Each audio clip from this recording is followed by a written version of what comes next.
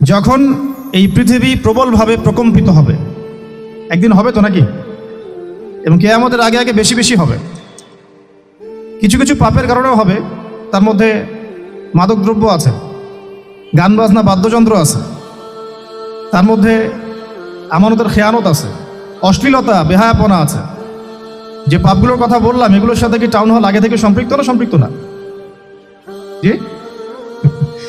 তো যখন ভূমিকম্প আসবে প্রবলভাবে, এটা কিয়ামতের ভূমিকম্পের কথা বলা হচ্ছে। ওয়া আখরাজাতিল আরদু আসকালাহা, জমিনের নিচের যে সম্পদ, এই যে সোনা দানা যা খনি আছে এগুলো আল্লাহ পাক বের করে দিবেন, জমিন বের করে দিবেন। ওয়া আখরাজাতিল আরদু আসকালাহা ওয়া ক্বালা আল ইনসানু মা লাহা, মানুষ বলবে পৃথিবীর কি হলো আজকে। ওই দিন যে মানুষগুলো বেঁচে থাকবে তারা বলবে পৃথিবীর আজকে কি হলো। ওয়া ক্বালা আল ইনসানু মা লাহা ইয়াউমাইযিন তুহাদ্দিসু আখবারাহা, ইয়াউমাইযিন তুহাদ্দিসু, বলেন, আখবারাহা। ওই দিন জমিন তার খবর, তার বৃত্তান্ত বর্ণনা করবে। অর্থাৎ জমিনের কোন জায়গায় কি হয়েছে জমিন সেটা আল্লাহর কাছে সাক্ষী দিবে। সুবহানাল্লাহ। তাহলে আমরা যে স্কুল কলেজে জীব এবং জড় সংজ্ঞা পড়ি, সংজ্ঞাটা ভুল, তাই না? কি সংজ্ঞাটা কি? সংজ্ঞাটা ভুল, আসলেই ভুল। জমিনকে আমরা কি বলি? জড় পদার্থ, তাই না?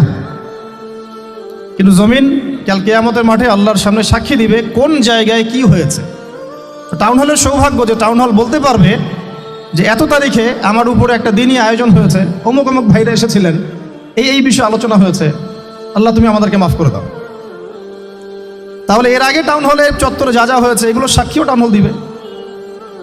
এখানে কনসার্ট হয়েছে, ওখানে গান হয়েছে, ওখানে নাচ হয়েছে, ওখানে ললিত কলা হয়েছে, ইত্যাদি ইত্যাদি। এখন শিল্প সংস্কৃতি দোহাই দিয়ে যদি আপনি আল্লাহর বিরুদ্ধাচরণ করতে চান তাহলে তো আমার কিছু বলার নাই। যদি শিল্প সংস্কৃতি দোহাই দিয়ে আপনি আল্লাহর বিরুদ্ধাচরণ করতে চান তাহলে তো আলোচনার দরকার নাই। কিন্তু এগুলো আল্লাহ রাব্বুল আলামিনের সামনে প্রমাণ পেশ করা হবে, জমিন তার খবর বৃত্তান্ত বর্ণনা করবে। তাহলে আজকের এই আয়োজনটাও রেকর্ডেড থাকতেছে ইনশাআল্লাহ। কিয়ামতের মাঠে আপনারা দেখতে পারবেন, আমরা দেখতে পারবো যে টাউন হল এই কারণে সৌভাগ্যবান যে এখানে বইমেলার আয়োজন করা হয়েছে, ইসলামিক বইমেলা।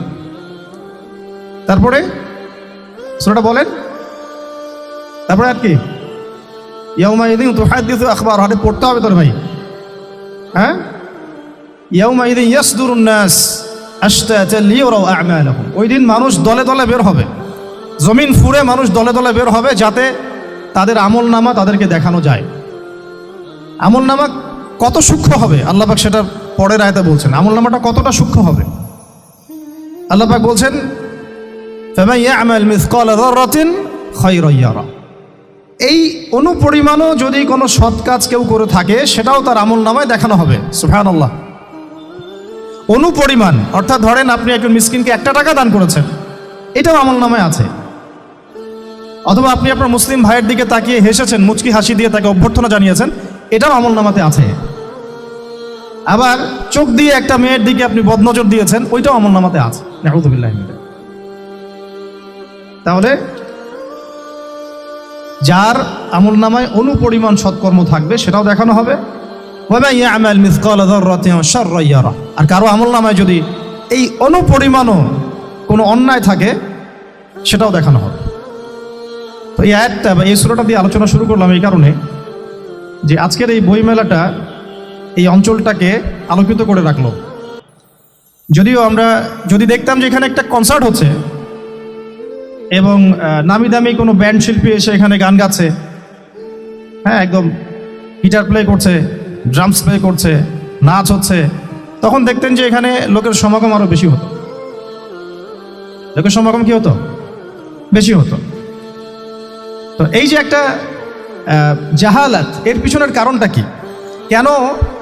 কেন দুনিয়াবি কোনো লালসা দেখলে মানুষ ছুটে আসতেছে, আর কেন এখানে তুলনামূলক উপস্থিতি কম? এটার কারণটা কি? কারণ হচ্ছে ইলমের অভাব। কারণ কি? ইলমের অভাব, জ্ঞানের অভাব। আর এই জ্ঞানটাকেই মানুষের মাঝখানে ছড়িয়ে দেওয়ার জন্যেই এই কিতাব কেন্দ্রিক আয়োজনগুলো হয়ে থাকে। দার্স হয়ে থাকে, খুতবা হয়ে থাকে, তালিম হয়ে থাকে, মাদ্রাসায় মক্তবে পড়ানো হয়, স্কুল কলেজ ইউনিভার্সিটিতে পড়ানো হয়, জ্ঞান কেন্দ্রিক, যাতে করে মানুষ জ্ঞানী হয় এবং দুনিয়া এবং আখিরাতের হাকিকত বুঝতে শিখে। কোনটাতে তার চিরস্থায়ী কল্যাণ সেটা সে বুঝতে শেখে। তো ইলম কেন্দ্রিক কথা যদি বলতে হয়, আগে আপনাদেরকে কয়েকটা ঘটনা শোনাই। আপনাদের ধৈর্য আছে তো নাকি নাকি সংক্ষিপ্ত করব? আচ্ছা, আমাদের আদি পিতার নাম কি? এই ঘটনা থেকে আলোচনা শুরু করেন। আজকে থেকে ধরেন লক্ষ কোটি বছর আগে, কত কোটি বছর আমরা জানি না, আল্লাহ রাব্বুল আলামিন একা ছিলেন, একা। তিনি সর্বপ্রথম সৃষ্টি করলেন আরশে আযীম। কি সৃষ্টি করলেন? আরশ আল্লাহ রাব্বুল আলামিনের একটা এমন স্বতন্ত্র সম্মানিত একটা সৃষ্টি, যেটা সবচেয়ে বড় সৃষ্টি, এর চেয়ে বড় কোনো সৃষ্টি নাই। এমনকি কিয়ামতের মাঠে এই আরশের ছায়া আল্লাহ রাব্বুল আলামিন 7 শ্রেণীর মানুষকে ছায়া দিবেন। সুবহানাল্লাহ। ওই 7 শ্রেণী সম্পর্কে আমরা অন্য হাদিসে পড়ে নিব, অনেকে হয়তো জানেন। সেখানে ন্যায়পরায়ণ শাসক থাকবেন, তারপরে যুবক থাকবেন, যুবক শ্রেণী যারা যৌবনকালটা আল্লাহর ইবাদতে কাটিয়ে দিয়েছে। সুবহানাল্লাহ। যে নারী একজন যুবককে আহ্বান করেছে খারাপ কাজের জন্যে, কিন্তু যুবক বলেছে যে আমি রাজি না, আমি আল্লাহকে ভয় করি, সেই যুবকও আরশের ছায়া ছায়া পাবে ইনশাআল্লাহ।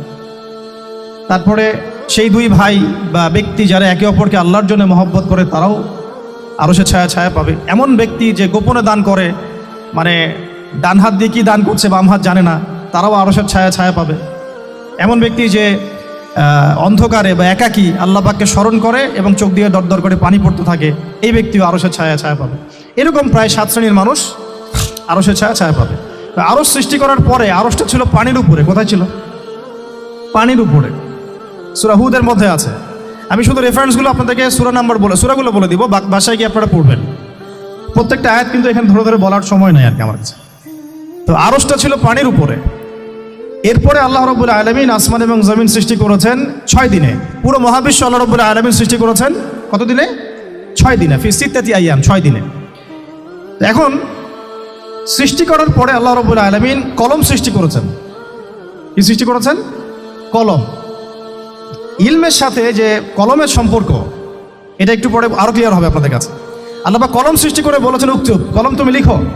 কলম তো আমাদের সংজ্ঞামত জড় পদার্থ, তাই না? হ্যাঁ, তো আল্লাহ পাক বলছেন কলমকে তুমি লিখো। তো কলম কথা বলছে, মাযা আকতুব, আমি কি লিখব? আল্লাহ পাক বলছেন লিখো, কিয়ামত পর্যন্ত যা যা হবে সব লিখে ফেলো। এরপর আল্লাহ রাব্বুল আলামিন লাউহে মাহফুজের মধ্যে একদম from the very beginning till the last day of judgement প্রত্যেকটা কথা লাউহে মাহফুজে লেখা আছে।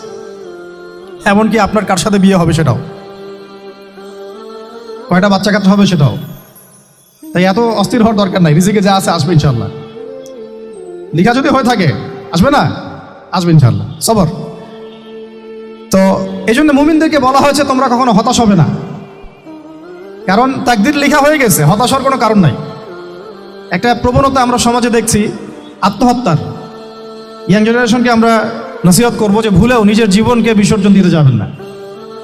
আল্লাহ রাব্বুল আলামিন আপনাদেরকে সৃষ্টি করেছেন তার ইবাদত করার জন্য এবং তার জমিনে তার দিনটাকে প্রতিষ্ঠা করার জন্য।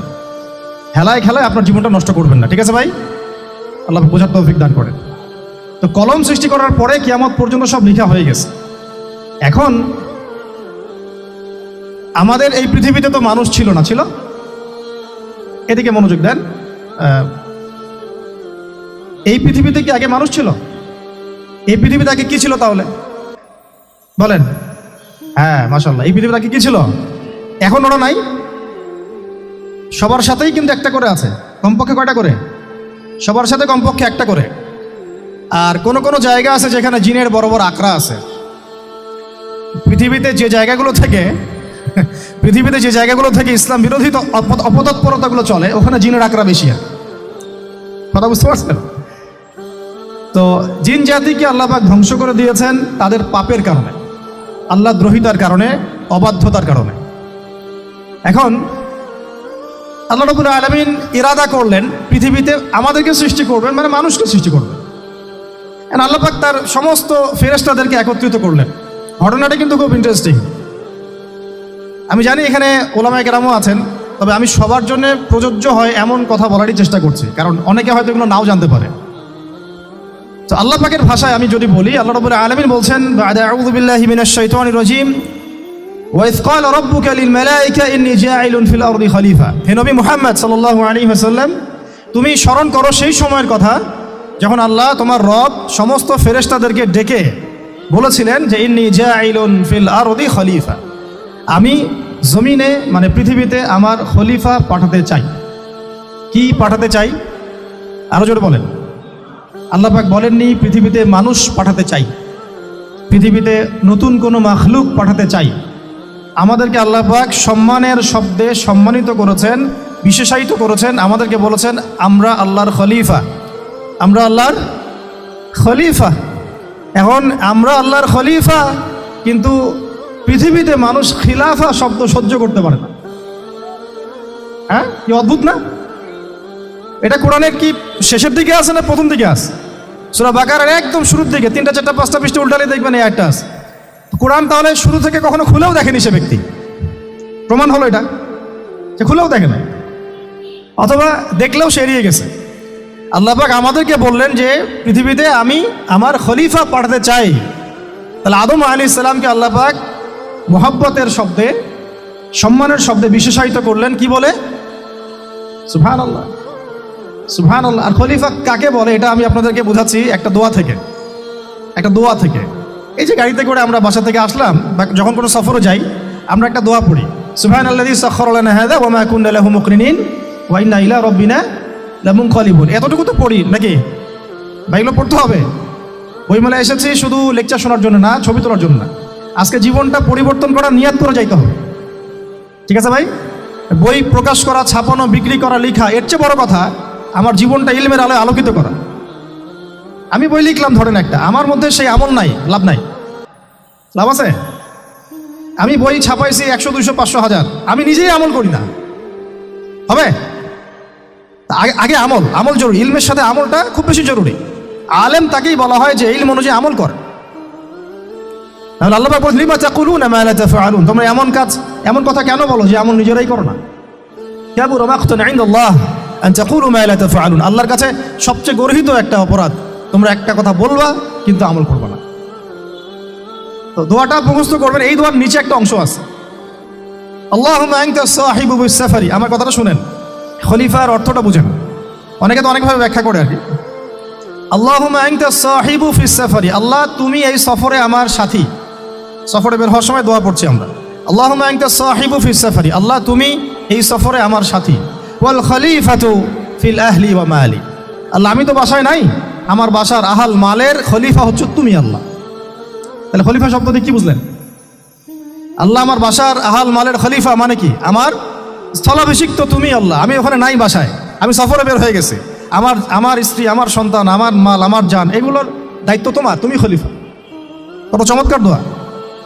তাহলে পৃথিবীতে আমি আমার খলিফা পাঠাতে চাচ্ছি, তার অর্থ কি? আল্লাহ রাব্বুল আলামিন এই পৃথিবীতে আমাদেরকে তার প্রতিনিধি বানিয়েছেন। সুবহানাল্লাহ, সুবহানাল্লাহ। তাহলে আমরা নিজেদের আত্মপরিচয় ভুলে গেলাম যে আমরা আল্লাহর প্রতিনিধি পৃথিবীতে, তাই না? আমরা এখন আব্রাহাম লিঙ্কনের পূজা করতেছি। আব্রাহাম লিঙ্কনের পূজা তো বুঝেন না আপনারা, এটা হচ্ছে ওই যে সকল ডেমোক্রেসির পূজার। আল্লাহ পাক বলছেন ওয়াল্লামা আদামাল আসমাআ কুল্লাহা, আল্লাহ বলছেন আমি আদমকে এই মহাবিশ্বের যত নাম আছে, নাম, নাউন্স, ইসম, সব শিক্ষা দিয়েছি। সুবহানাল্লাহ। এই মহাবিশ্বের যত নাউন্স, নাম, এখানে ইসম শব্দের অর্থ কিন্তু জ্ঞান। ইসম মানে কি? এখানে জ্ঞান। মহাবিশ্বের যে জ্ঞানগুলো আছে, এই জ্ঞানগুলো আল্লাহ পাক আমাদের আদি পিতাকে শিক্ষা দিয়েছেন। আমাদের আদি পিতাকে আল্লাহ নিজে শিক্ষা দিয়েছেন। সৃষ্টিগতভাবে আমরা জ্ঞানী ছিলাম না, আল্লাহ পাক আমাদেরকে জ্ঞান শিক্ষা দিয়েছেন। আমরা ফিলোসফির বইগুলো খুললে দেখবেন ওখানে বুদ্ধিবাদ নামে একটা মতবাদ আছে। মানে তারা বলে যে মানুষ সৃষ্টিগতভাবেই একজন বুদ্ধিদীপ্ত প্রাণী। এটা ভুল কনসেপ্ট। সৃষ্টিগতভাবে আমাদের মধ্যে জ্ঞান ছিল না, আল্লাহ পাক আমাদেরকে জ্ঞান শিক্ষা দিয়েছেন। কথা বুঝতে পারছেন? একটা মতবাদ তাদের আছে অভিজ্ঞতাবাদ, মানে মানুষ অভিজ্ঞতা থেকেই শিখে। আরেকটা আছে সমন্বয় মতবাদ, আপনারা তো এগুলো অনেকে পড়েছেন হয়তো। এর বাইরে যে একটা মতবাদ আছে যে আল্লাহ পক্ষ থেকে ওহী ভিত্তিক মানুষ জ্ঞান শিখে, এই মতবাদ কোনো দার্শনিকের বইয়ে স্থান পেল না। কি আফসোস, কি আফসোস। অথচ মুসলিম ঘরের দার্শনিক তারা। আমরাও পড়েছি ভাই 4 বছর এই কারণে গেলে। কি আফসোস, আল্লাহ পাকের ওহীর পক্ষ থেকে যে জ্ঞান আসতে পারে, এইটা কনসেপ্টটাই নাই। অথচ এখানে কোরআনে আল্লাহ পাক বলছেন ওয়াআল্লামা আদামাল আসমাআ কুল্লাহা, আমি আল্লাহ আদমকে সমস্ত নাম শিক্ষা দিয়েছি। সুবহানাল্লাহ। এরপরে এই যে জ্ঞান আদম আলাইহিস সালামকে আল্লাহ পাক শিক্ষা দিলেন, এর ফলশ্রুতিতেই আল্লাহ পাক বললেন যে ওয়াইজ কুলনা লিল মালাইকা উসজুদু লি আদম, হে ফেরেশতারা তোমরা এখন আদমকে সিজদা করো। কি ফেরেশতাদেরকে দিয়ে আল্লাহ পাক আমাদের পিতাকে সিজদা করালেন কিসের মানদণ্ডে? কিসের কারণে? জ্ঞানের কারণে। জ্ঞানের কারণে ফেরেশতাদেরকে আল্লাহ পাক বললেন যে এই নামগুলো বলে দাও তো তোমরা। তারা বলতে পারলো না। তারা বললো লা ইলম আল্লাহুম্মা লা ইলমা লানা ইল্লা মা আল্লামতানা, আল্লাহ আমাদের তো সেই জ্ঞান নাই, শুধু ওইটুকু জ্ঞান আছে যা আপনি আমাদেরকে শিখিয়েছেন। তখন আল্লাহ পাক বলেছিলেন যে আমি যা জানি তোমরা তা জানো না। আমি কি বলি নাই যে আমি আসমান জমিনের গায়েবের সব খবর জানি? তখন আল্লাহ বললেন যে তোমরা সবাই সিজদা করো আদমকে। তাহলে আমাদের পিতাকে খলিফা করা হলো, জ্ঞান শেখানো হলো, আল্লাহ পাক নিজে শেখালেন, ফেরেশতা মণ্ডলীদের দিয়ে সিজদা পর্যন্ত করালেন কিসের মানদণ্ডে? আরো আসতে বলেন। জ্ঞানের মানদণ্ডে। এখন যদি আমরা একটু প্রশ্ন ছুড়ে দেই নিজ নিজ বিবেকে, আমরা কি সেই ওহীর 10টা সূরাও শিখেছি? 10টা পারা কি পড়া হয়েছে কখনো? 10টা সূরারও কি অর্থ জানি? অনেকে তো 10টা আয়াতের অর্থ জানি না। আমরা কি সেই ওহীর 10টা হাদিস শিখেছি? তাহলে আমরা কোথায় সম্মান খুঁজতেছি? পশ্চিমাদের কাছে? বলেন। সত্যি সবচেয়ে আফসোস লাগে আমার একটা জিনিস, যে মুসলিমরা আমরা এখন আমাদের আত্মপরিচয় ভুলে যাচ্ছি, আর আল্লাহ পাক আমাদেরকে যেখানে সম্মান রেখেছেন ওইখানে সম্মান না খুঁজে আমরা অন্যের দাসত্বের সম্মান খুঁজতেছি। আল্লাহ আমাদেরকে বোঝার তৌফিক দান করেন। এটা অজ্ঞতার কারণে হচ্ছে। আমাদের কাজ তাদেরকে সচেতন করা বা তাদেরকে মেসেজ পৌঁছে দেয়া। আমরা উগ্র পন্থা অবলম্বন করব, আমরা হিকমার সাথে প্রজ্ঞার সাথে মানুষকে বোঝানোর চেষ্টা করব। এগুলো বোঝানোর অংশ। এখন আচ্ছা, আরেকটা কথা আপনাদেরকে বলি, একটা কথা আমি মাঝখানে মিস হয়ে গেছে। এই যে আল্লাহ পাক আমাদেরকে খলিফা করে পাঠিয়েছেন, খলিফার কাজ কি? প্রশ্ন না? আমাদের কাজ কি তাহলে? এই কাজটা আল্লাহ পাক আবার ব্যাখ্যা করেছেন সূরা সদের মধ্যে। কোন সূরায়? সূরা সদ। সদ নামে একটা সূরা আছে, সূরা ইয়াসিনের আগে পড়ে পাবেন। তো এখানে আল্লাহ পাক আরো একজন নবীকে তার খলিফা বলেছেন। সেই নবীর নাম দাউদ আলাইহিস সালাম। কি নাম? আর দাউদ আলাইহিস সালাম কিন্তু এই জেরুজালেম থেকে, যেখানে এখন ওই জায়নিস্টরা বোম্বিং করে আর কি, নিরীহ মুসলিমদেরকে হত্যা করে বিগত 70 বছর থেকে, ওই জেরুজালেম থেকে কিন্তু দাউদ আলাইহিস সালাম বিশ্ব শাসন করেছিলেন। তার পরবর্তীতে তার সন্তান সুলাইমান আলাইহিস সালামও কিন্তু ওখান থেকেই বিশ্ব শাসন করেছিলেন। আর এখনকার বনু ইসরাইল দাবিদার এই জায়নিস্টরা, তারাও কিন্তু ওই ফিকিরই করছে। ওখান থেকে তারা বিশ্ব শাসন করতে চায় এবং তারা মনে করে তাদের একজন মাসিহ আসবে, সেই মাসিহ আসলে তারা বিশ্ব শাসন করবে। আমরা সেই মাসিহের নাম জানি মাসিহুদ দাজ্জাল। কি নাম? এই দাজ্জালকে ওরা ওদের সত্য মাসিহ মনে করে। আমরা জানি হচ্ছে মিথ্যা ভণ্ড প্রতারক মাসিহ, অথচ ওরা মনে করে এটা হচ্ছে সত্য মাসিহ। এই জায়গায় তারা ধোঁকা খাচ্ছে। অথচ সত্য মাসিহ হচ্ছেন ঈসা আলাইহিস সালাম, যিনি আবার শেষ জামানায় আসবেন এবং তার হাতেই এই মাসিহুদ দাজ্জাল মারা যাবে। এবং তারপরে পুরো বিশ্বে আবার ওই খিলাফা কায়েম হবে, ওই যে খলিফা, ওটা সারা বিশ্বে কায়েম হবে। এই টাউন হলও বাদ যাবে না ইনশাআল্লাহ। এটা মানুষ মানতে চাচ্ছে না, কিন্তু মানুষ না মানলে কি? আল্লাহ পাকের নকশায় সব আঁকা আছে কখন কি হবে। কে কে কল্পনা করেছিল যে আজকে আপনারা বসে এখানে দিনের আলোচনা করবেন? হ্যাঁ, কল্পনা করা যায় তো? যে শব্দগুলো আপনারা বলছেন এগুলো বললেই তো নাই গায়েব, এখন বলছেন। কেউ কি কল্পনা করেছিল যে হঠাৎ করে এমন একটা সময় চলে আসতে পারে? কেউ কিন্তু কল্পনা করেনি, আল্লাহ পাকের নকশায় ছিল। এখানে আমাদের একটা আফসোসের কথা, এখানে মাস্টারমাইন্ড আল্লাহ রাব্বুল আলামিন। প্রকৃত মাস্টারমাইন্ড কে? আমরা ক্রেডিট নেওয়ার প্রতিযোগিতায় ব্যস্ত হয়ে আছি এখন, কার কত ক্রেডিট নেওয়া যায়। এখানে একক ক্রেডিট পাওয়ার যোগ্য কেউ না, সমস্ত ক্রেডিট কার? আল্লাহ রাব্বুল আলামিন। এটা আল্লাহর সাথে গাদ্দারি করতে যায় না, তাহলে ভুলে যান। কারণ আমি বারবার বলেছি আপনাদেরকে, কোরআন থেকে একটা শিক্ষা আমরা শিখেছি। একটা কম যখন মাজলুম থাকে, দুর্বল মাজলুম জুলুমের শিকার হচ্ছে, আল্লাহ পাক সেই কমটাকে বাঁচান। কোনো না কোনো একজন ত্রাণকর্তাকে পাঠান, কোনো একটা সূরাতে আল্লাহ পাক সেই কমকে বাঁচায় দেন। আবার যদি এই নিয়ামতটা পাওয়ার পরে ওই কম আবার এই জুলুম শুরু করে, আবার আল্লাহ দ্রোহিতা শুরু করে, আল্লাহ পাক তার চেয়ে বড় জালেম চাপাই দিবে। কথা বুঝতে পারছেন? আল্লাহর সাথে গাদ্দারি করতে চাই না। আল্লাহ পাক আমাদেরকে বোঝার তৌফিক দান করে। এখন খলিফার কাজটা কোথায় পাবেন? কোন সূরায় ভাই বলেন? সূরা সদে আল্লাহ পাক দাউদ আলাইহিস সালামকে খলিফা সম্বোধন করে বলছেন, ইয়া দাউদ কি চমৎকার আহ্বান, ইয়া দাউদ, হে দাউদ, ইন্না জাআলনাকা খলিফাতান ফিল আরদ। দেখো আমি আল্লাহ তোমাকে পৃথিবীতে খলিফা করেছি। কি করেছি? খলিফা করেছে। তোমার কাজ কি শোনো, ফাহকুম বাইনান নাসি বিল হক। বোঝার চেষ্টা করেন একজন খলিফার কাজ কি। খলিফা মানে আল্লাহর প্রতিনিধি, জমিনে যে দায়িত্বশীল, অন্য মানুষের উপরে যে দায়িত্বশীল, তার কাজ ফাহকুম বাইনান নাসি বিল হক, মানুষের মাঝে ন্যায় বিচার প্রতিষ্ঠা করবে, এটা তোমার কাজ।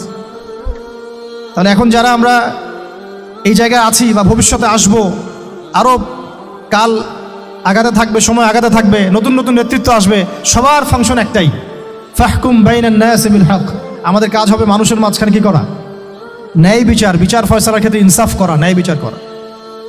তো ন্যায় বিচার তো এখন জাদুঘরে আছে নাকি?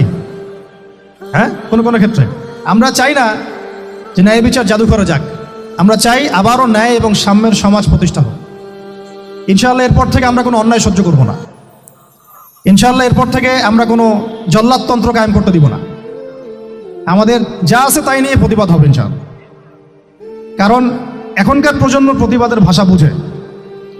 এখন যদি আপনারা আবার সেই প্রাচীন জুলুমের তন্ত্রে মন্ত্রে ফিরে যান, তাহলে আল্লাহর গজব চলে আসবে, বড় গজব।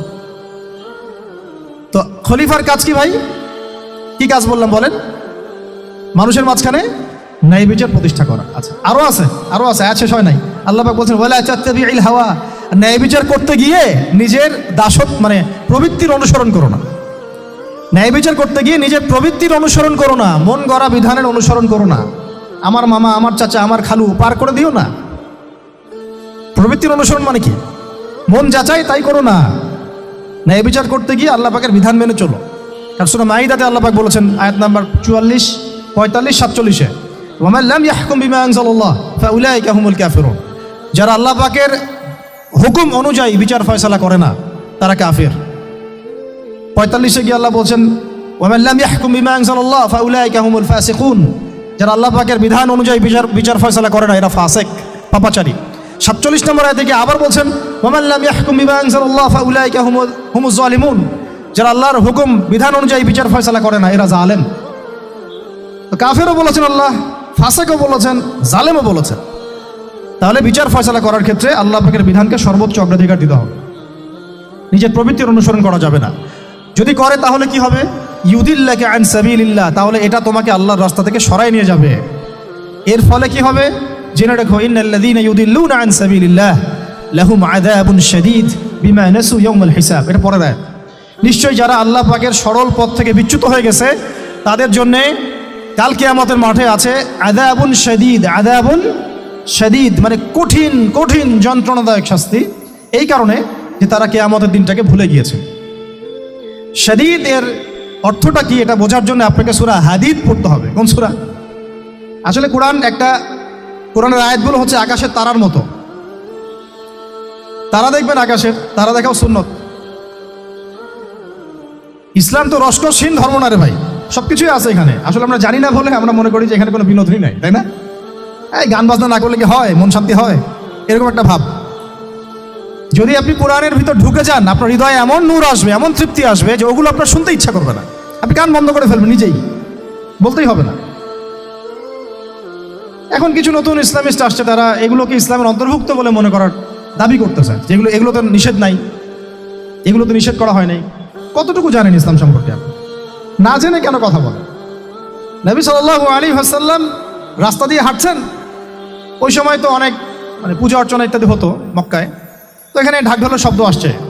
নবী সাল্লাল্লাহু আলাইহি ওয়াসাল্লাম নিজের 2 আঙ্গুল কানের মধ্যে ঢুকিয়ে দিলেন, দিয়ে পাশে একজন সাহাবী তাকে জিজ্ঞাসা করছেন হাঁটতে হাঁটতে হাঁটতে হাঁটতে, তুমি কি এখন আওয়াজ শুনতে পাচ্ছ? সাহাবী বলেন, না ইয়া রাসূলুল্লাহ, এখন আওয়াজ শুনতে পাচ্ছি না। তখন তিনি হাত কান বের করলেন। এটা নবীর সুন্নত। আর আমরা নবীর সুন্নতকে উল্টাই দিচ্ছি কিভাবে দেখেন, আমাদের কানেই এখন ইয়ারফোন। উনি যেটা শুনে কান বন্ধ করতেন, ওইটা আমরা কানে ঢুকা রাখছি একবারে। আল্লাহ আমাদেরকে বোঝার তৌফিক দান করেন। দেখেন আমরা তো সবাই পাপী। আমার মনে হয় না আমরা কেউ নবী সাল্লাল্লাহু আলাইহি ওয়াসাল্লামের সুপারিশ ছাড়া পার পাবো, এমনটা মনে হয় না আমার। সবাই পাপী, আপনি আমি আমরা সবাই। তো সেই যে নবীর সুপারিশ আমরা প্রত্যাশা করছি, সেই নবীর সুন্নতকে যদি এইভাবে অবজ্ঞা করতে থাকি, তাহলে কি সুপারিশ পাবো ভাই? কি মনে হয় আপনাদের? অ্যাটলিস্ট সুন্নতকে তো সম্মান করতে হবে নাকি? আল্লাহ বোঝার তৌফিক দান করেন। আমি তাহলে যেটা বলছিলাম, যে আল্লাহ পাকের বিধান অনুযায়ী বিচার ফয়সালা করতে হবে, এটা খলিফার কাজ। ন্যায় বিচার করতে হবে মানুষের মাঝখানে, এবং নিজের প্রবৃত্তির অনুসরণ করা যাবে না, তাহলে আল্লাহর পথ থেকে দূরে সরাই দিবে। এখানেই বললাম শাদীদ বুঝতে গেলে আপনাকে কোন সূরা পড়তে হবে? সূরা হাদীদ। আকাশের তারার কথা কেন বললাম? যে আকাশের তারাগুলো যদি মেলাতে পারেন দেখবেন বিভিন্ন শেপ তৈরি হয়। প্রত্যেকটা তারার অবস্থানের গাণিতিক একটা ব্যাখ্যা আছে। যারা অ্যাস্ট্রোনমি নিয়ে পড়াশোনা করেন তারা জানেন, এগুলা সবাই জানবেন না। প্রত্যেকটা তারাকে আল্লাহ পাক এত সূক্ষ্মভাবে স্থাপন করেছেন যে যদি একটু সামান্য একটু ডানে বামে এগুলো সরে যায়, মহাবিশ্বের এই স্থিতিশীলতা নষ্ট হয়ে যাবে। এবং এটার কসমও আল্লাহ পাক কোরআনে করেছেন সূরা ওয়াকিয়ার মধ্যে। কোন সূরা? সূরা ওয়াকিয়াতে আল্লাহ পাক বলেছেন ফালা উকসিমু বিমাওয়াকিইন নুজুম, আমি তারার অবস্থান স্থলের স্থিতির কসম করে বলছি। আল্লাহ পাক এর কসম করেছেন, কত গুরুত্বপূর্ণ জিনিস। ঠিক আছে, তো পরেরগুলো বললাম না। সূরা হাদীদ কেন পড়বেন? সূরা হাদীদ আল্লাহ পাক বলেছেন যে ওয়ানজালনাল হাদীদা ফীহি বাসুন শাদীদ, এই যে শাদীদ বোঝাতে গিয়ে হাদীদে আসছে। আল্লাহ পাক বলছেন যে আমি আল্লাহ পৃথিবীতে আসমান থেকে লোহা নাজিল করেছি। অবাক করার বিষয় না? লোহার খনি খুঁজতেছেন আপনারা মাটির নিচে, তাই না? আল্লাহ পাক বলছেন আমি লোহা নাজিল করেছি। আনজালনা, ঠিক যেমন ইন্না আনজালনাহু ফী লাইলাতুল কদর, আমি লাইলাতুল কদরে কোরআন নাজিল করেছি, আসমান থেকে নাজিল হয়েছে, তাই না? এরকমই ওয়ানজালনাল হাদীদা, আমি হাদীদ লোহা নাজিল করেছি। ফীহি বাসুন শাদীদ, যে লোহার মধ্যে আছে কঠিন শক্তি আছে না? আয়রন যে অণু পরমাণুগুলো, এগুলোর শক্তি সবচেয়ে বেশি না? কেমিস্ট্রিতে আপনারা পড়েছেন। তাহলে এখন আল্লাহ পাক বলছেন কিয়ামতের দিন তাদের জন্য আযাবুন শাদীদ, যারা আল্লাহ পাকের খলিফার দায়িত্ব পালন করবে না, যারা খলিফার দায়িত্ব পেয়েও ন্যায় বিচার করবে না, ইনসাফ করবে না, প্রবৃত্তির অনুসরণ করবে, ঠিক আছে, আল্লাহর পথ থেকে বিচ্যুত হয়ে যাবে, তাদের জন্য কিয়ামতের মাঠে এই শাস্তি আছে। তাহলে আমরা কি খলিফা শব্দ বুঝতে পারলাম? আমাদের পিতা যে খলিফা, এটা কি বুঝতে পারলাম? তাহলে এখন বলেন তো, প্রত্যেক নবী কি আল্লাহর খলিফা ছিলেন না? ছিলেন কি না? প্রত্যেক নবী কি আল্লাহর বিধান দিয়ে বিচার ফয়সালা করেন নাই? মানুষের মাঝখানে ইনসাফ করেন নাই? ন্যায় বিচার প্রতিষ্ঠা করেন নাই? এরপরে সাহাবায়ে কেরামের যুগে তারা কি ন্যায় বিচার প্রতিষ্ঠা করেন নাই? তাহলে হঠাৎ করে কি হলো বিশ্ববাসীর মধ্যে যে একেবারে কোরআন হাদিস এর মৌলিক বিষয়গুলো এগুলো সব পাশ কাটিয়ে আমরা মানব রচিত বিধানগুলোর দিকে চলে গেলাম? রহস্যজনক না বিষয়টা? এটা হচ্ছে দাজ্জালীয় একটা শাসন আসতেছে সামনে। দাজ্জাল নিজেকে খোদা বলে দাবি করবে, সে সমস্ত মানব জাতিকে বুঝাবে যে সেই খোদা, নাউযুবিল্লাহ। সে অনেক ভেলকি দেখাবে, মানুষকে তার দিকে টেনে নিয়ে আসবে। এমনকি সে এক হাতে জান্নাত এক হাতে জাহান্নাম নিয়ে ঘুরবে। নবীজি বলেছেন যে তার জান্নাতে প্রবেশ করবে ওটাই তার জাহান্নাম, আর যে তার জাহান্নামে প্রবেশ করবে সেটাই হচ্ছে জান্নাত। তাহলে পুরো বিশ্ববাসীকে আল্লাহ থেকে দূরে সরিয়ে একটা গডলেস ওয়ার্ল্ডে রূপান্তরিত করার একটা তৎপরতা চলছে, লক্ষ্য করতেছেন না? এটা মূলত আপকামিং যে দাজ্জালীয় সভ্যতার ভবিষ্যৎবাণী নবীজি করেছেন, এই দিকেই ওয়ার্ল্ড যাচ্ছে আস্তে আস্তে ওই দিকে যাচ্ছে। তবে নবীজি এটাও বলেছেন সাল্লাল্লাহু আলাইহি ওয়াসাল্লাম যে আমার উম্মতের মধ্যে একটা তয়ফা, একটা দল, কিছু মানুষ সবসময় হকের উপর অটল থাকবে ইনশাআল্লাহ, কিন্তু তাদের সংখ্যা হবে খুব কম। এখন আমাকে আপনারাই বলেন যে ওই হকের উপর অটল থাকতে হলে আমার সেই জ্ঞান লাগবে কি লাগবে না? বলেন। যেই জ্ঞান আমাদের পিতাকে শেখানো হয়েছে, দেখবেন প্রত্যেকটা মানুষের মধ্যে কিছু প্রতিভা আছে, সৃজনশীলতা আছে না? একটা বুদ্ধিদীপ্ত একটা তাড়না মানুষের ভিতরে কাজ করে। এটা কোত্থেকে আসছে জানেন? আমাদের পিতার ডিএনএ থেকে আসছে। আমাদের পিতার ডিএনএ থেকে, আমরা কিন্তু সবাই তার সন্তান। এরপরে পৃথিবীতে মানুষ পাপাচারে যখন লিপ্ত হলো প্রচণ্ড রকম, তখন নূহ আলাইহিস সালামকে আল্লাহ পাক পাঠান, এবং তিনি প্রায় 950 বছর দাওয়াতের কাজ করলেন। 40টা বা 80টা পরিবার ইসলাম কবুল করলো। তখন আল্লাহ পাক এই মুমিনদেরকে বাদ দিয়ে সবাইকে গারদ করে দিলেন, ধ্বংস করে দিলেন।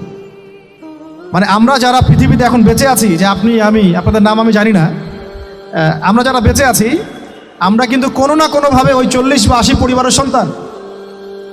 আমরা আত্মীয়, কিন্তু আমরা সবাই কিন্তু আত্মীয়, জানেন? 40টা বা 80টা পরিবার বাদ দিয়ে বাকি সব মানুষকে আল্লাহ পাক ধ্বংস করে দিয়েছিলেন নূহ আলাইহিস সালামের মহাপ্লাবনে। ঘটনা জানেন না? 40 বা 80টা পরিবারকে বাদ দিয়ে বাকি সবাইকে আল্লাহ পাক ধ্বংস করেছেন ওই মহাপ্লাবনে। তাহলে এখন এই বিশ্বে যত মানুষ আছে তারা কয়টা পরিবারের সন্তান? ওই 40-80। আমরা কোনো না কোনোভাবে একে অপরের আত্মীয় হই। মুসলিম অমুসলিম সবাই, মুসলিম অমুসলিম সবাই। আমরা যে অসাম্প্রদায়িকতার কথা বলি না, এই শব্দটাকে ভালো অর্থে নেওয়া যায়। কি অর্থে? অন্যান্য ধর্মাবলম্বী মানুষ যারা তারা তাদের ধর্ম স্বাধীনভাবে পালন করবে, কোনো সমস্যা নাই, আমরা তাদের এই কাজে বাধা দিতে যাব না। একইভাবে আমরা আমাদের ধর্ম স্বাধীনভাবে পালন করব, তারা এখানে কোনো বাধা দিতে পারবে না। সিম্পল। তারা তাদের উৎসব তাদের মতো পালন করবে, আমরা আমাদের উৎসব আমাদের মতো পালন করব। না আমি মূর্তি পাহারা দিতে যাব, আর না আমি মূর্তি ভাঙতে যাব। সিম্পল। আমি পাহারাও দিতে যাব না, ভাঙতেও যাব। সিম্পল। আমরা কি কুরবানিতে তাদেরকে বলতে পারবো ভাই আসেন আমার বাসায় দাওয়াত খান? এটা হয় কখনো? লাকুম দীনুকুম ওয়ালিয়া দিন, আপনাদের দিন আপনাদের, আমাদের দিন আমার। সিম্পল। এই অর্থে ঠিক আছে। কিন্তু সব ধর্ম মিলে যে নতুন ধর্ম বানানোর চেষ্টা করা হচ্ছে বাংলাদেশে, এটা ঠিক নাই। এটা শুভঙ্করের ফাঁকি। সব ধর্ম মিলে নতুন ধর্ম করার কোনো সুযোগ নাই। আমরা সবাই এক পরিবারের সন্তান। এখন আমাকে বলেন, নূহ আলাইহিস সালামের একটা ছেলে ছিল, নাম জানেন? কি নাম বলেন? কি না? না, মাশাআল্লাহ। কয় ছেলে ছিল তার? হ্যাঁ, না, মূলত চারজন সন্তান থেকে বড় বড় চারটা গোত্র সৃষ্টি হয়েছে। শাম এক সন্তানের নাম কি? এটাকে কেন্দ্র করে এই যে সিরিয়ান কন্টিনেন্টে, পুরো প্যালেস্টাইন, সিরিয়ান, অ্যারাবিয়ান কন্টিনেন্টে যত মানুষ, তার বংশধর। ঠিক আছে? হাম, একটা সন্তানের নাম হাম। এখান থেকে আফ্রিকার যে কালো কালো মানুষগুলো সব তাদের বংশধর। একটা হচ্ছে ইয়াফাস, ইউরোপিয়ান যারা সাদা চামড়া, সব এদের বংশধর। আরেকটা যে কেনান। এই ছেলেটা কি বলেছিল? বাবা ডাকছে নৌকায় আসো তাড়াতাড়ি, নৌকায় আসো তাড়াতাড়ি, না হলে আজকে আল্লাহ পাক আযাব দিয়ে ধ্বংস করে দিবে। সে নবীর সন্তান হওয়ার পরেও আল্লাহ প্রদত্ত ওহীর জ্ঞানকে মূল্যায়ন না করার কারণে ধ্বংস হয়ে গেল। আর ওই 40টা বা 80টা পরিবার নাজাত পেল কিভাবে? আল্লাহর পক্ষ থেকে নাজিলকৃত ওহীর জ্ঞানকে প্রাধান্য দিয়ে আনুগত্য করে। তাহলে কোন জ্ঞানকে আমরা প্রাধান্য দিব ভাই? আমি বলছি না যে আমরা দুনিয়াবী জ্ঞানগুলোকে শিখবো না, ওই প্রসঙ্গে আমি একটু পরে আসছি, যে আমরা শিখবো এবং কিভাবে শিখবো, কতটুকু শিখবো। আগে এই অংশটুকু শেষ করি। ঠিক একইভাবে আপনারা কি আদ জাতির নাম জানেন? আদ, সামুদ। ওই যে সৌদি আরব এখন যেখানে লাইন বানাচ্ছে, লাইন প্রজেক্ট, ওই আল-ওলা বলে, আল-ওলা লাইন প্রজেক্ট বানাচ্ছে, দেখবেন অনলাইনে। ওই জায়গা দিয়ে নবী সাল্লাল্লাহু আলাইহি ওয়াসাল্লাম তাবুক যুদ্ধের সময় গিয়েছিলেন। যাওয়ার সময় তিনি বলেছিলেন, তোমরা মাথা নিচু করে কান্নাকাটি করতে করতে এখান থেকে অতিক্রম করো। সাহাবীরা মাথার উপর কাপড় দিয়ে কান্নাকাটি করতে করতে জায়গাটা পার করেছেন, কারণ ওই জায়গায় সামুদ জাতি ছিল যাদেরকে ধ্বংস করা হয়েছে। ওটা হচ্ছে এখন পর্যটন স্পট। সুবহানাল্লাহ। তো আদ এবং সামুদ জাতিকে আল্লাহ পাক ধ্বংস করলেন, কিন্তু তাদেরকে করেন নাই যারা ওহীর জ্ঞানকে প্রাধান্য দিয়েছিল। ইব্রাহিম আলাইহিস সালাম কোন জ্ঞানের বদৌলতে আল্লাহকে চিনলেন? মানব রচিত জ্ঞান নাকি আল্লাহর পক্ষ থেকে নাজিলকৃত জ্ঞান? বলেন। মূসা আলাইহিস সালাম কোন জ্ঞানের বদৌলতে ফিরআউনের মতো এই যে কি বলবো প্রতাপশালী একজন শাসকের সামনে দাঁড়িয়ে বুক ফুলিয়ে ইসলামের দাওয়াত দিলেন? কোন জ্ঞানের আলোকে? ওহীর জ্ঞান। আর ওহীর জ্ঞান যখন নাজিল করা হয়েছে তখন তিনি দোয়াটা পড়ছিলেন, রব্বি ইশরাহ লি সাদরি ওয়া ইয়াসসির লি আমরি ওয়াহলুল উকদাতাম মিন লিসানি ইয়াফকাহু কওলি। প্রত্যেক নবী, ইউসুফ আলাইহিস সালাম কারাগারে 12 বছর থেকেছেন। কত বছর? 12 বছর। আমাদের অনেক ভাই এরকম 5 বছর, 7 বছর, 10 বছর, 12 বছর থেকেছে, আছে।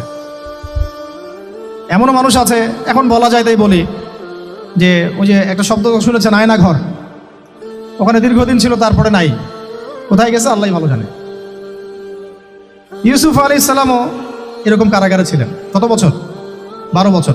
কিন্তু আল্লাহ পাক তাকে এমন একটা জ্ঞান শিক্ষা দিয়েছিলেন, তিনি স্বপ্নের ব্যাখ্যা বলতে পারতেন, যে কোনো স্বপ্নের। রাজা স্বপ্ন দেখলেন যে 7টা গাভী, জীর্ণ শীর্ণ গাভী, মোটা তাজা গাভীকে খেয়ে ফেলছে, স্বপ্নের ব্যাখ্যা কেউ দিতে পারে না। কিন্তু ওই জেলখানায় 2জন ছাড়া পাওয়া মানুষ, ছাড়া পাইছে 2জন আর কি, 2জনের মধ্যে একজন বেঁচে আছে, একজন নাই। মানে 2জন বসে বসে ইউসুফ আলাইহিস সালামকে বলছিলেন যে আমরা একটা স্বপ্ন দেখলাম যে আমার মাথায় রুটি আছে, পাখি এসে রুটি খেয়ে ফেলছে। আর আমি স্বপ্ন দেখলাম যে আমি শরাব পান করাচ্ছি, ব্যাখ্যা কি? ইউসুফ, তোমাকে সত্যবাদী বলে জানি। ইউসুফ আলাইহিস সালাম বললেন, তোমার মাথায় রুটি যেটা খেয়ে নিচ্ছে, তার মানে তোমাকে শুলদণ্ড দেওয়া হবে। আর তুমি যে পানি পান করাচ্ছ, তার মানে তুমি নাজাত পাবে, ছাড়া পাবে। হলেও তাই। আর যে নাজাত পাবে তাকে ইউসুফ আলাইহিস সালাম বলে দিলেন যে তুমি রাজদরবারে গিয়ে আমার কথা বলো, আমার কথা আলোচনা করো।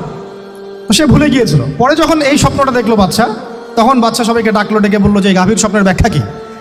তখন এই ব্যক্তির মনে পড়ছে, আরে ইউসুফ তো ব্যাখ্যা দিতে পারে। সে গিয়ে ইউসুফ আলাইহিস সালামকে ডেকে নিয়ে আসতেছে যে এই রাজা স্বপ্ন দেখছে, ব্যাখ্যা কি? স্বপ্ন কিন্তু আপনার কাছে শুনে একটা স্বাভাবিক মনে হচ্ছে, আরে গাভীর আবার স্বপ্নের কি ব্যাখ্যা? তখন ইউসুফ আলাইহিস সালাম ব্যাখ্যা দিলেন যে 7 বছর ফসল ফলবে আপনাদের এলাকায়, তারপরের 7 বছর হবে দুর্ভিক্ষের সময়। কিসের সাথে কিসের ব্যাখ্যা? এই জ্ঞান কে শিখালেন তাকে? এই ইন্টারপ্রিটেশনের জ্ঞান কে শিখালেন? তাহলে জ্ঞানের মূল উৎস কে? আমার কথা বলার উদ্দেশ্য কি বুঝতে পারছেন? যত জ্ঞান তার মূল উৎস কে? স্বপ্ন একটা জ্ঞান, যদি সেটা সত্য হয়। আর জেনে রাখবেন কিয়ামতের আগে আগে মুমিনদের স্বপ্ন বেশি বেশি সত্য হবে। ঠিক আছে? মুসা আলাইহিস সালামকেও সেই আল্লাহ জ্ঞান শিক্ষা দিলেন। ঈসা আলাইহিস সালাম এই কুষ্ঠরোগীর গায়ে হাত বুলালে ভালো হয়ে যায়। হ্যাঁ, অন্ধ ব্যক্তির মানে চোখে হাত বুলালে ভালো হয়ে যায়। এমনকি মৃত ব্যক্তিকে তিনি বলছেন কুম বিইজনিল্লাহ, আল্লাহর হুকুমে দাঁড়িয়ে যাও, দাঁড়িয়ে গেল। এই জ্ঞান কে দিয়েছেন তাকে? দাউদ এবং সুলাইমান আলাইহিস সালাম এই যে পশু পাখির ভাষা বোঝেন, সুলাইমান আলাইহিস সালাম পিঁপড়ার ভাষাও বোঝেন। আপনাদের সায়েন্স কি পিঁপড়ার ভাষা বোঝে? হ্যাঁ, আমরা তো এখন সায়েন্সকে সব কিছুর মানদণ্ড মনে করি, তাই না? সায়েন্স যদি বলে হ্যাঁ তাহলে হ্যাঁ, না বললে না। মানে এমন একটা ভাব, দেখেন সায়েন্সকে আমরা ইলাহ বানাইছি, ইলাহ, উপাস্য। সায়েন্স যদি বলে যে পৃথিবী থেকে অমুক অমুক কোটি কোটি আলোকবর্ষ দূরে একটা গ্রহের সন্ধান পাওয়া গেছে, নাম দিল ধরেন যে আলফা এক্স ওয়াই জেড কিছু একটা, ওখানে হুরপড়ি আছে, হ্যাঁ ওখানে দুধের সাগর আছে, মধুর সাগর আছে, তো মানুষ তখন বিশ্বাস করা শুরু করবে হ্যাঁ হ্যাঁ তাই তো থাকতেই পারে। নাসা বলেছে না হয়ে পারে, নাসা মন্তব্য করেছে না হয়ে পারে।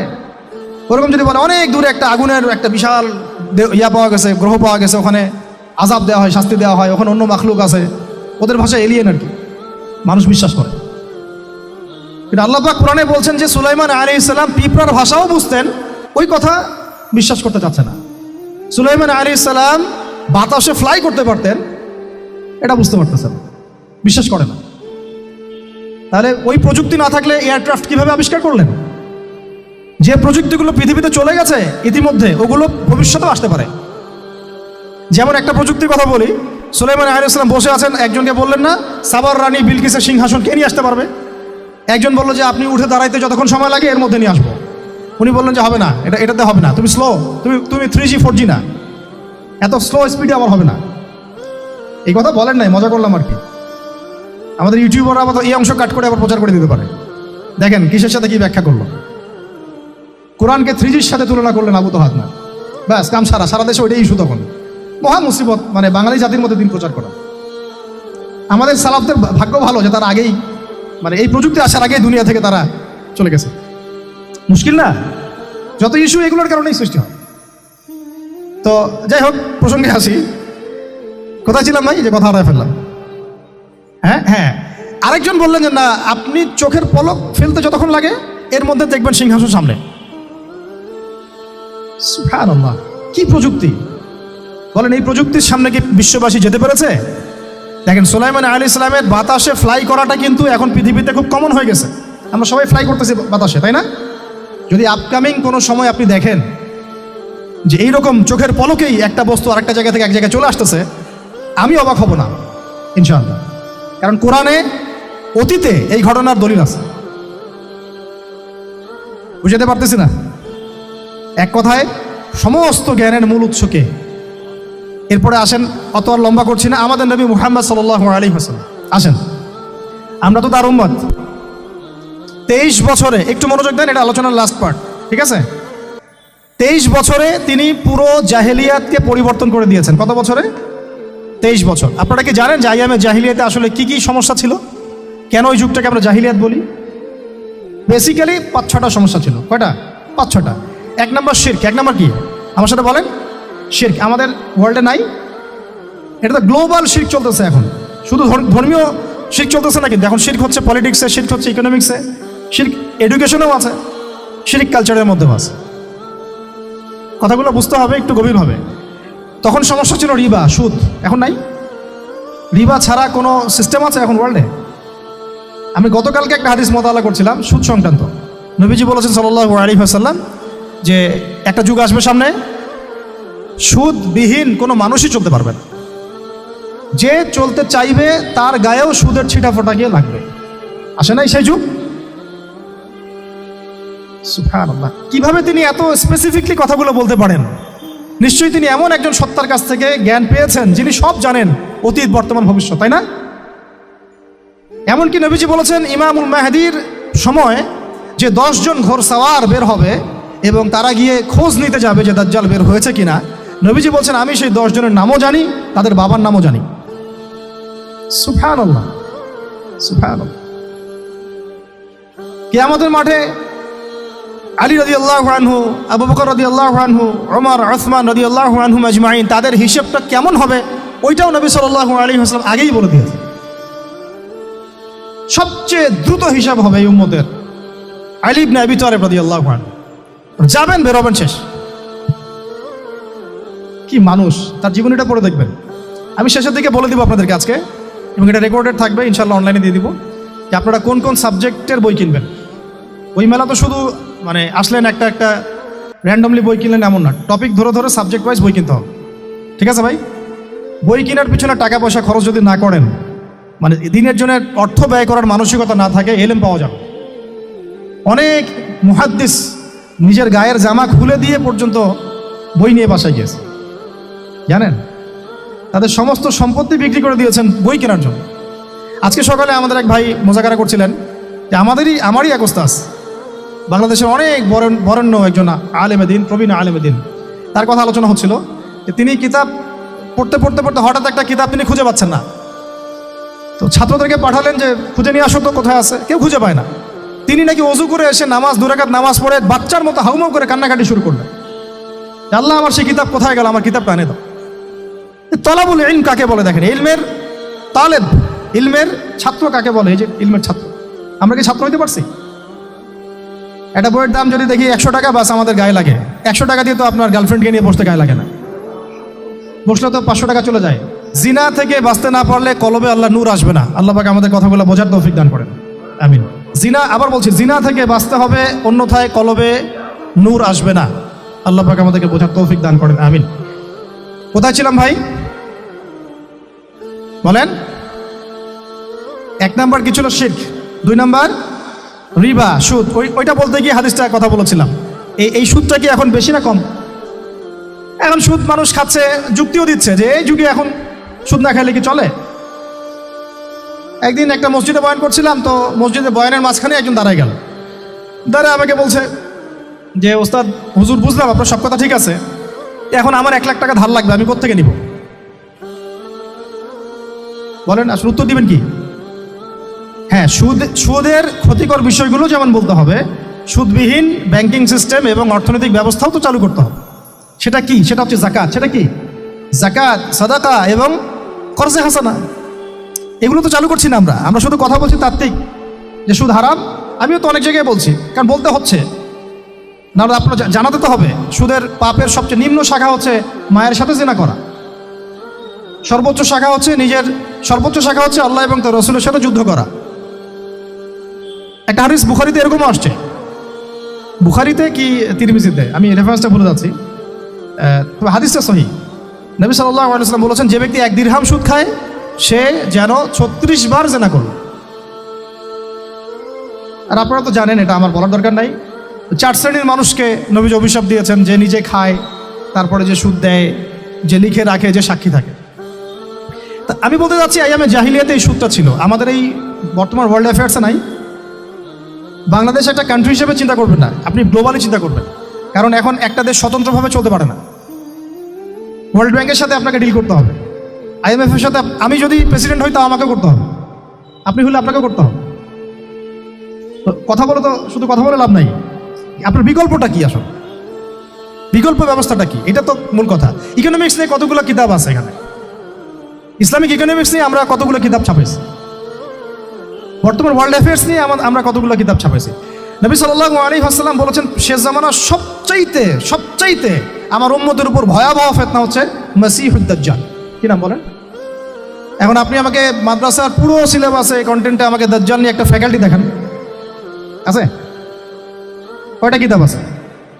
সবচেয়ে ভয়াবহ ফিতনা নবীর মুখে, নিজের মুখে বলা, সবচেয়ে ভয়াবহ। এর চেয়ে ভয়াবহ কোনো ফিতনা আসে নাই, আসবেও না।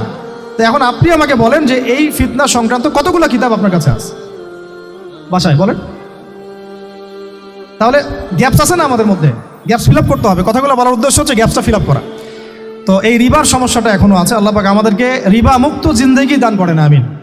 এবং আমি রিকোয়েস্ট করব বিনয়ের সাথে যে আমাদের ঊর্ধ্বতন কর্তৃপক্ষ যারা আছেন, শুধু একটা কাজ করেন না, একটা কাজ একটা বছর করেই দেখেন না কি হয়। প্রত্যেকটা মুসলিম, অমুসলিমদের কথা বলছি না, যেহেতু এটা খিলাফা স্টেট না, সেহেতু অমুসলিমরা এখানে জিজিয়া দিবে না। খিলাফা স্টেটে অমুসলিমরা জিজিয়া দেয়, এটা তো খিলাফা স্টেট না, এটা তো ডেমোক্রেটিক স্টেট এবং সেকুলার স্টেট। শুধু মুসলিমদের কাছ থেকে যাদের নিসাব পরিমাণ সম্পদ হয়েছে জাকাত দেওয়ার, সবার কাছ থেকে রাষ্ট্রীয়ভাবে বাধ্যতামূলক জাকাত নেন, দেখেন না অর্থনীতি সচল হয় না, হয় না? একটা বছর নিয়ে দেখেন না কি হয়। কেউ এই উদ্যোগ গ্রহণ করতে পারতেছে না। কেন হচ্ছে না আমরা বুঝতে পারতেছি না। কর্জে হাসানার এনজিও চালু করা যায়। আমরা অনেক সংগঠন করছি, সোশ্যাল, অরাজনৈতিক ইত্যাদি রাজনৈতিক, আমরা ইকোনমিক এনজিও খুব একটা করতে পারছি না। কিন্তু এই জায়গাগুলো দখল করে ফেলছে, দেখেন কারা কারা, নাম বলতে চাচ্ছি না। এবং যারা যারা দখল করছে তারা কিন্তু এখন রাষ্ট্রের অনেক বড় বড় জায়গায় হস্তক্ষেপ করতেছে। ইভেন ট্রান্সজেন্ডারের মধ্যে ইস্যু কিন্তু তারাই ঢুকাই দিচ্ছে ভিতরে, ঢুকায় নাই? উত্তরবঙ্গ জুড়ে পুরো উত্তরবঙ্গে ঘুরে আসেন, দেখেন কাদের তৎপরতা বেশি। নীলফামারীতে সফর করে দেখলাম যে ওখানে একটা গ্রামের মধ্যে 24টা এনজিও কাজ করতেছে, শুধুই সব। তারপরে মানুষ তামাক চাষ করে খাচ্ছে। একটা দল দাবি করতেছে নবী সাল্লাল্লাহু আলাইহি ওয়াসাল্লাম ছাড়াও আরও নাকি নবী আসতে পারেন, আউযুবিল্লাহ। এবং ওই যে মির্জা গোলাম আহমেদও তাদের অন্তর্ভুক্ত। মানুষ ওই দলের নাম লেখাচ্ছে চাকরির জন্য, ব্যবসা করতেছে তারা দেশের মধ্যে। আরে ভাই, শুধুমাত্র তাত্ত্বিক কথাবার্তা না, আমাদের সংগ্রামটা কিন্তু বহুমুখী। শুধু ইলম অর্জন তো একটা বেসিক জিনিস, এই বেসিকটাই এখনো হচ্ছে না আমাদের।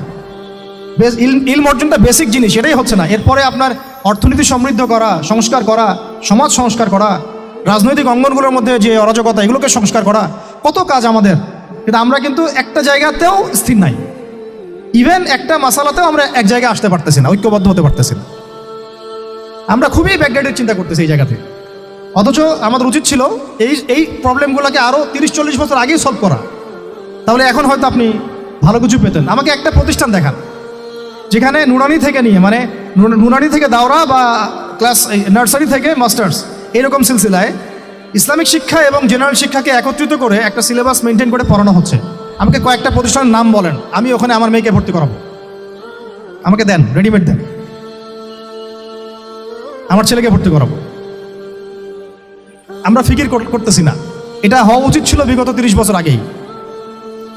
আমি আপনাদেরকে বলি যে প্রকাশনা সংস্থার ভাইরা আছেন অনেকে এখানে।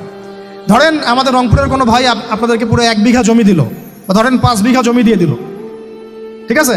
আর আমরা সবাই মিলে দেশবাসীর কাছ থেকে টাকা কালেক্ট করে একটা কনস্ট্রাকশন দাঁড় করে প্রতিষ্ঠান দাঁড় করালাম, একেবারে অনার্স, মানে নুরানি থেকে নিয়ে, মানে প্লে গ্রুপ থেকে নিয়ে মাস্টার্স, এরকম ফ্যাকাল্টি আর কি করলাম।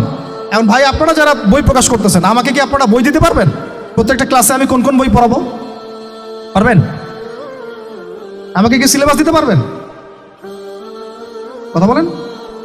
প্লে গ্রুপে কোন কোন বই পড়াবো আমাকে দেন, নার্সারিতে দেন, STD 1-এ দেন, 2-তে দেন, 3-তে দেন, 5-এ দেন। এভাবে আপনি আমাকে ক্লাস 10 পর্যন্ত দেন। তারপরে কি আপনি আমাকে অনার্স, মাস্টার্স, এই ফ্যাকাল্টিগুলো আলাদা আলাদা, এগুলো কি ইউনিভার্সিটি আদলে আপনি কি আমাকে সাজা দিতে পারবেন? আমরা জায়গা দিব, টাকা দিব, প্রতিষ্ঠান করে দিব। প্রকাশনা সংস্থা থেকে কি আমরা এতটুকু পেতে পারি? এবং এমন আলেমের প্রোডাক্ট যে আলেমরা সারা ওয়ার্ল্ডকে ডিল করতে পারে, মানে ইন্টারন্যাশনাল স্কলার। এখান থেকে যাবে ইউকেতে গিয়ে দাওয়াতি কাজ করে আসবে, অস্ট্রেলিয়ায় গিয়ে দাওয়াতি কাজ করে আসবে, মালয়েশিয়ায় গিয়ে দাওয়াতি কাজ করে আসবে, আন্তর্জাতিক মানের আলেম। আমরা কি জেনারেল শিক্ষিত ব্যাকগ্রাউন্ড থেকে তৈরি করতে পারবো? পারছি কি?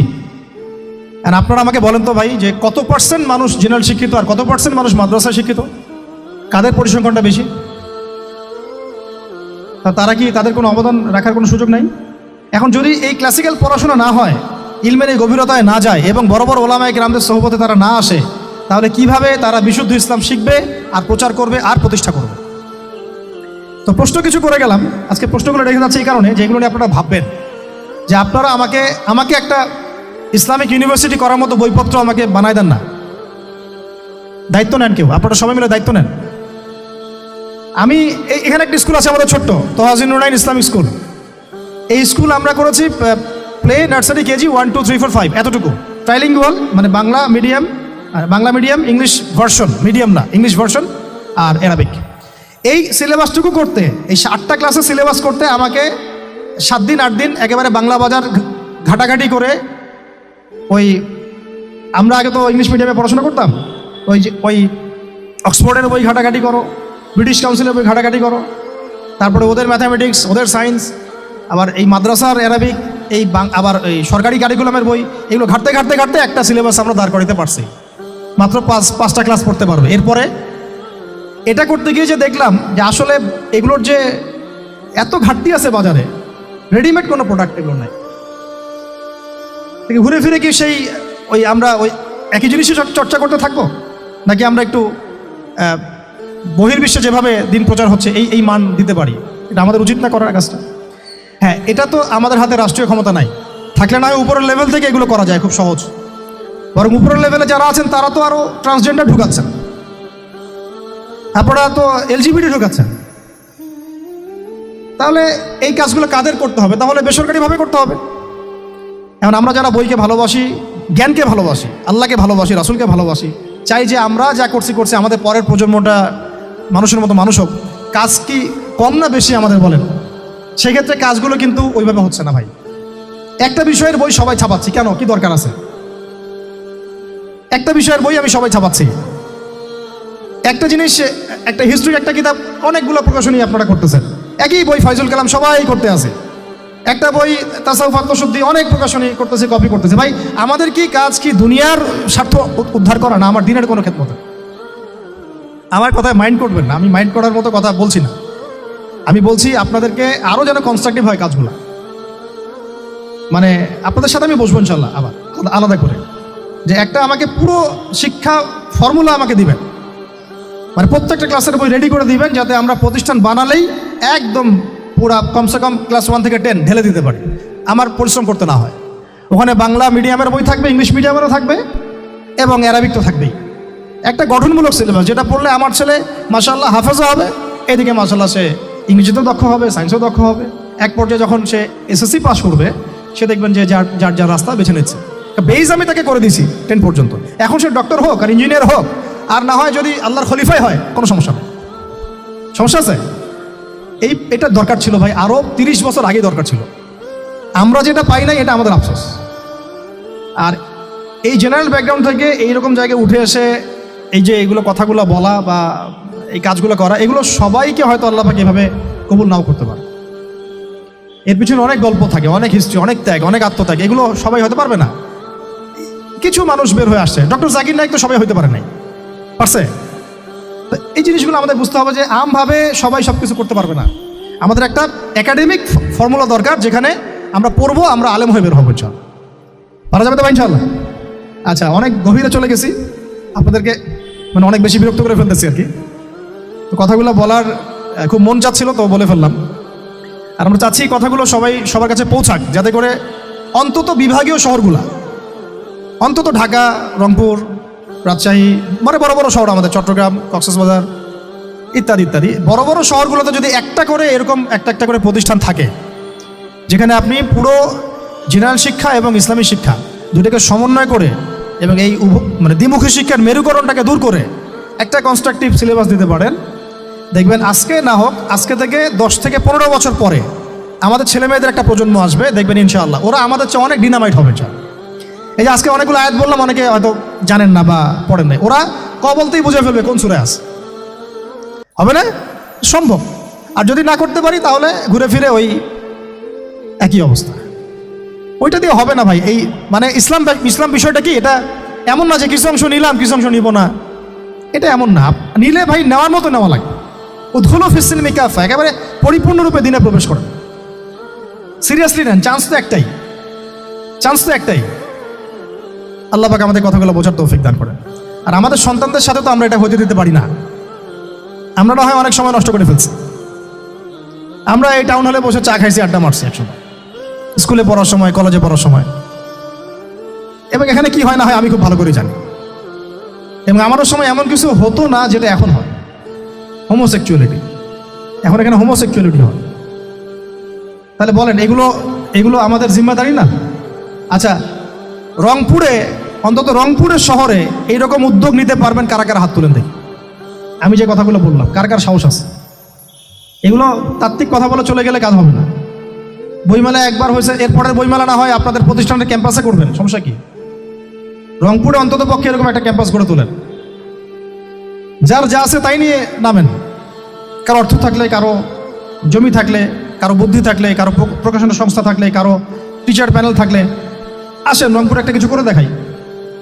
আর সবাই যদি তাকায় থাকি একজনের দিকে যে আদনান ভাই করবে, অমুক ভাই করবে, তমুক ভাই করবে, তাহলে তো হলো না। কারণ আমরা তো কারো উপর নবী হয়ে আসি নাই, সবাই মিলে হাত লাগালে তখন কাজ করা যাবে ইনশাআল্লাহ। এখন এই প্রতিষ্ঠানগুলোর দরকার আছে না নাই? এর গুরুত্বটা বোঝার যোগ্যতা আল্লাহ পাক আপনাদেরকে দান করেন, দোয়া করি আমি। তো ভাই আর লম্বা করতেছি না, আমি শেষের অংশটুকু বলে শেষ করে দিচ্ছি যে এই সুদ আর শিরক যেমন ওই সময় ছিল এখনও আছে, আর ওই আইয়ামে জাহিলিয়াতের সেই সুদ আপনি দেখলেন, এখন শিরক দেখলেন। মাদক আছে না নাই? আইয়ামে জাহিলিয়াতের মাদক, আইয়ামে জাহিলিয়াতের এই নারী জাতির অবমাননা আছে না সমাজে? নাই, ব্যাখ্যা করতে যাচ্ছি না, আপনারা জানেন সব। আর আইয়ামে জাহিলিয়াতে ছিল একটা গোত্রীয় হানাহানি, দ্বন্দ্ব, মারামারি, এখন সমাজে নাই। এটাই তো চলতেছে এখন সমাজে। তো এখন এই জাহেলিয়াতের সমাজটাকে মাত্র 23 বছরের মধ্যে আমাদের নবীজি চেঞ্জ করে দিয়েছেন। কত বছর? এখন আপনারা আমাকে বলেন তো যে তিনি কি কোনো জাদু করছেন? তিনি কি কোনো জাদু দেখাইছেন সমাজে এসে? মানুষকে মারছেন? মানুষকে কি তিনি মানে কঠোর ছিলেন? তিনি, তার কাছে আল্লাহর ফেরেশতা আসতো, তিনি কি সেই শক্তি কাজে লাগায় একদম সমাজের মানুষকে জোর করে ইসলাম কবুল করাইছেন? তিনি কি করছেন 23 বছরে? এটা বলেই শেষ করে দিব। তবে তার আগে শুধু এতটুকু বলবো, 23 বছর পরের মক্কাটাকে একটু দেখেন। 23 বছরের পরের মক্কাটাকে একটু দেখেন। ওই মক্কাতে কি কোনো শিরক আছে?